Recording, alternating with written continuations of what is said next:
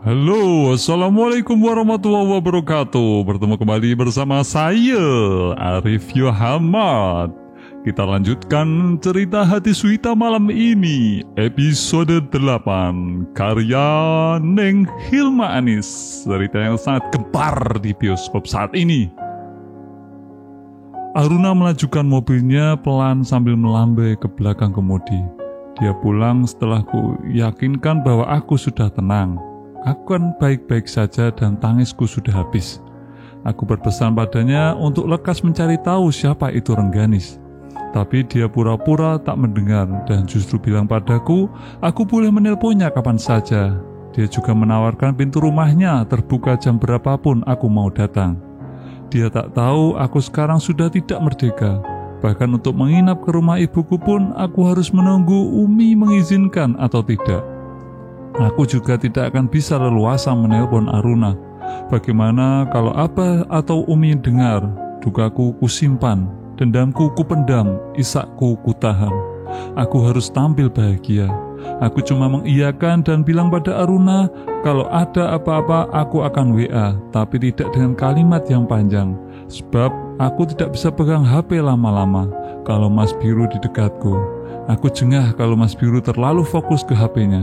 Jadi aku tidak melakukan itu biar dia belajar bagaimana memperlakukan orang lain.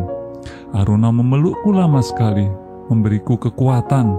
Tadinya dia ngotot aku harus bertahan dengan Mas Biru. Lama-lama dia bilang dia akan mendukung apapun keputusanku, yang penting aku tidak tertekan. Tertekan? Kalau cuma soal itu aku sudah terlatih. Samar-samar ku ingat wajah Kang Dharma.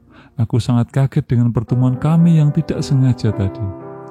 Saat aku berdoa, semoga hati Mas Biru luluh, semoga kelak dia mau ku ajak ke makam itu, dan semoga aku diberi kekuatan dan ketabahan. Justru Kang Dharma bersila di belakangku. Aku tak berani menafsiri itu pertanda apa. Selama mengenalnya, aku tahu dia adalah orang yang setenang Yudhistira. Apapun yang di dalam hatinya, orang tidak tahu. Ia hanya tampilkan wajah yang damai. Ia seperti mengamalkan ajaran Resi Sukro, bahwa orang yang bisa menahan diri untuk tidak marah lebih mulia dari orang yang dapat menjalankan ibadah selama 100 tahun. Tapi tadi sore, kekhawatiran nampak begitu jelas dari matanya. Mungkin saking parahnya tangisku, meski dia kepadaku hanya bicara seperlunya. Dia selalu bisa menahan diri untuk tidak bertanya apa yang menimpaku, dan aku selalu menangis karena tahu dia sangat menghormatiku dalam rindunya, dalam sedu sedannya. Dia tidak pernah memaksaku bicara dan menjelaskan apapun, seolah-olah dia tahu kelak aku akan menceritakan semuanya. Kang Dharma, kekhawatirannya padaku yang selalu disembunyikannya membuat aku sering berpikir, apakah dia muara segalaku? Apakah Mas Biru tidak menyentuhku karena aku ditakdirkan tetap utuh untuk orang lain? Tapi setiap hal itu terlintas dalam pikiranku, aku teringat tradisi kuno dari buku tua, bahwa putri seorang Brahmana tidak boleh menikah dengan putra seorang kesatria. Tapi putri seorang kesatria boleh menikah dengan putra seorang Brahmana. Konon tradisi ini untuk menjaga supaya kaum perempuan tidak diturunkan ke status kasta yang lebih rendah. Katanya anuloma atau menikahi laki-laki dari kasta yang lebih tinggi itu dapat diterima. Sedangkan pratiloma atau menikahi laki-laki dari kasta yang lebih rendah itu tidak dibenarkan oleh tradisi mereka. Tapi itu hanya ajaran kuno yang terjadi di dongeng-dongeng zaman dulu dan legenda-legenda. Tidak ada ajaran itu di dalam keluargaku. Di keluarga Mas Biru juga tidak ada. Aku diunduh mantu bukan ke soal kasta. Ini adalah murni pernikahan dua pasang pesantren. Ayah dan ibu mengizinkanku diboyong ke rumah ini, sebab tahu akulah yang akan jadi penerus tahta.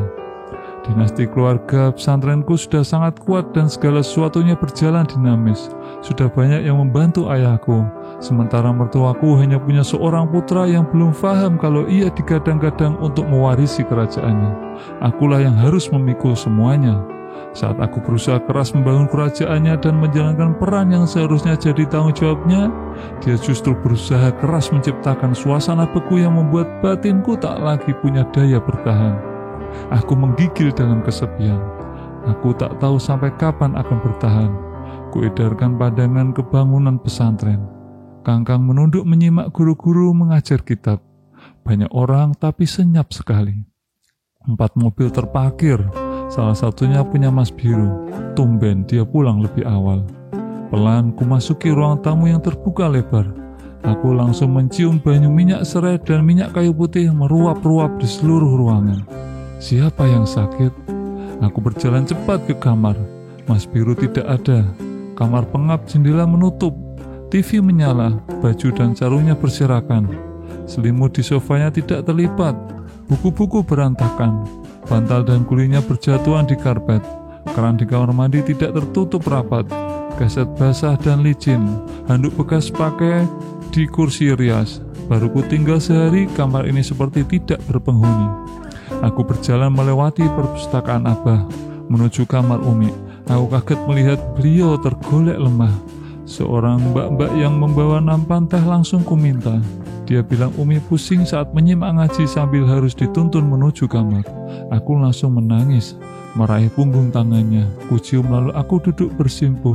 Umi memejamkan mata tapi tidak tertidur. Di kursi seberang, Mas Biru bersedekap, mengamatiku.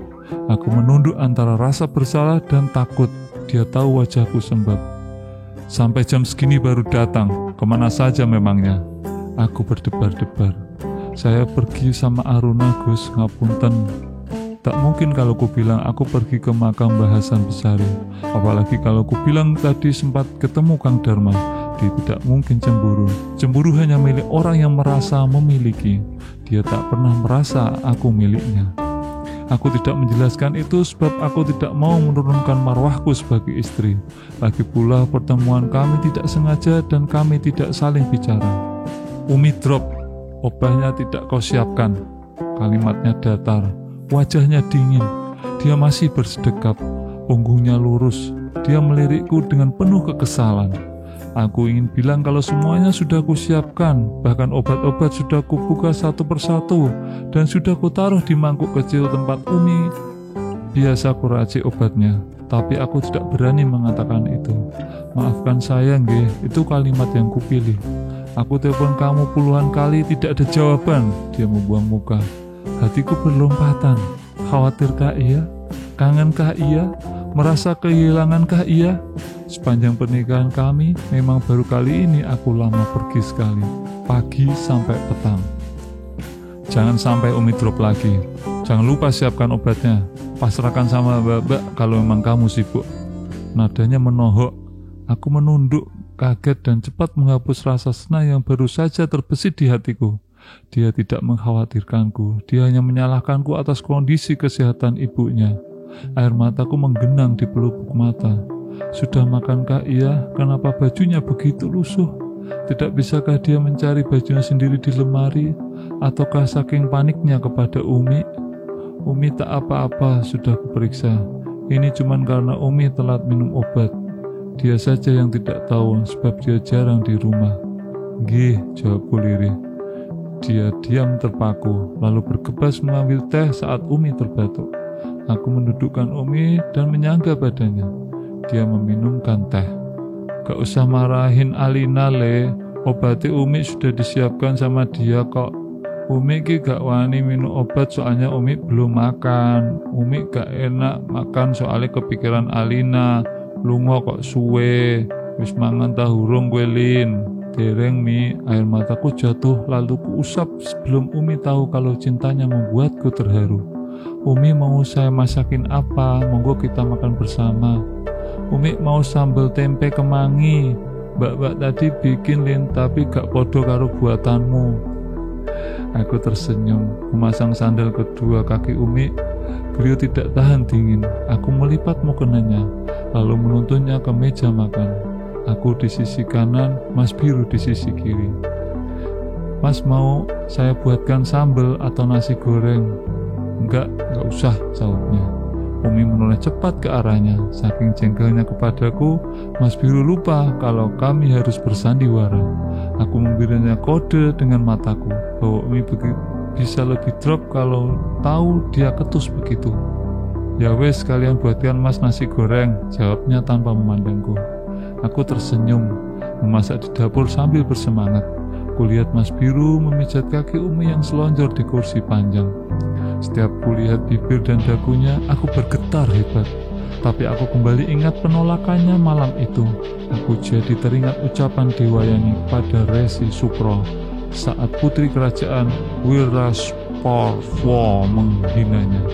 Luka yang disebabkan pedang dapat sembuh dalam perjalanan waktu, tapi sakit hati karena kata-kata yang menusuk akan mengguriskan pedih selamanya. Aku sudah bertekad untuk menutup diriku sampai ia sendiri yang memintanya. Saat nasi gorengku matang dan sambal Umi ku sajikan, ia pergi dari meja makan karena teleponnya berdering. Aku sudah bisa menebak kalau itu telepon dari siapa. Aku memilih diam, menemani Umi makan sambil berbicara yang ringan-ringan. Umi makan lahap sekali seperti seharian tidak bertemu nasi. Aku tertawa-tawa menanggapi cerita Umi tentang tingkah nyeleneh anak-anak pondok. Tapi mataku terus mengawasi Mas Biru yang tertawa dengan lawan bicaranya di telepon. Ia di kursi beranda, masih menelpon. Ia menengadah-menatap langit. Ia terlihat sekuat tenaga menahan rindu. Seperti apakah wujud perempuan itu sebenarnya? Melihat kotak transparan Umi yang penuh obat, aku melihat putranya yang asik menelpon. Aku merasa dia sedang memperlakukanku seperti seorang perawat. Ada nyeri yang menjalar di ulu tubuhku. Dia tidak membutuhkan kehadiranku sebagai seorang istri. Dia hanya menginginkanku untuk menjaga kesehatan Uminya, dan sejatinya itu bisa digantikan oleh perempuan manapun. Aku ingin marah, lalu ku ingat nasihat Begawan Wiyasol. Orang-orang yang dapat menaklukkan dunia adalah orang-orang yang sabar menghadapi caci maki orang lain. Orang yang dapat mengendalikan emosi ibarat seorang kusir yang dapat menaklukkan dan mengendalikan kuda liar. Dia dapat mengambil jarak dari amarahnya, seperti ular menanggalkan kulitnya. Hanya mereka yang tidak gentar dengan siksaan yang akan berhasil mencapai apa yang dicita-citakan. Aku hafal nasihat itu di luar kepala, tapi aku tidak bisa menerapkannya. Aku tidak bisa menerima kalau Mas Biru dingin kepadaku, tapi selalu sumringah kalau menelponnya. Lin, Umi pingin punya cucu. Umi sudah sepuh. Umi menyentuh tanganku, mentap mataku, menunjukkan keseriusannya. Aku tersenyum, mengangguk dalam bimbang. Doakan lekas dikasih ya Mi, jawabku sambil memasang senyum termanis. Umi mengangguk lalu memberiku amalan-amalan dan wirid agar aku lekas mengandung. Duh Gusti, aku tidak sehebat Dewi Kunti yang rajin bertapa, yang diberi mantah Resi Durwasa untuk leluasa memanggil dewa-dewa sampai lahirlah Karna dan adik-adiknya tanpa persetubuhan. Aku adalah perempuan biasa yang sudah mati rasa dengan sentuhan, tapi meranggas merana kalau ingat Umi minta keturunan. Aku ingat Mas Biru yang dingin, aku ingat Kang Dharma yang hangat. Besok kamu jaga rumah sama Biru ya Lin. Umi sama Abah nganter jamaah ziarah wali. Kemungkinan 3 harian. Jangan pergi-pergi loh. Aku mengangguk lalu bertanya apakah Umi sudah sehat. Dia mengangguk lalu pindah ke sofa panjang. Dia mengulurkan tangannya untuk kupijat, lalu neres Qur'annya. Aku duduk bersibuk di atas karpet, menyimak hafalannya dalam diam. Umi adalah kesayanganku yang kucintai melebihi ibuku sendiri. Tak ada kedamaian melebihi lantunan suaranya saat mengaji. Hatiku berdebar-debar tak menentu. 3 hari ke depan hanya aku dan Mas Biru di rumah sebesar ini. Aku tidak bisa menerka apa yang akan terjadi. Umi sakit disalah no. Mesake ya kue Lin. Makane. Tapi ojo terus keling-kelingan Kang Dharma, kan padahal ora bojomu. Yo hati-hati yo Lin, Alina. Terima kasih saudara-saudaraku, sahabat Yohamat. Saksikan kembali episode 9. Ciao. Assalamualaikum warahmatullahi wabarakatuh.